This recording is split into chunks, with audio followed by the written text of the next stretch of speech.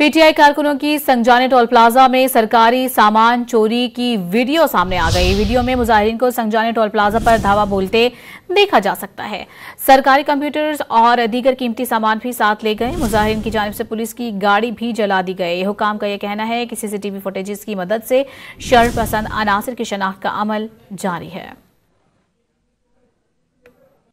PTI कारकुनों की संजाने toll plaza में सरकारी सामान चोरी की वीडियो सामने आ गई। वीडियो में मुजाहिरीन को संजाने टोल प्लाजा पर धावा बोलते देखा जा सकता है।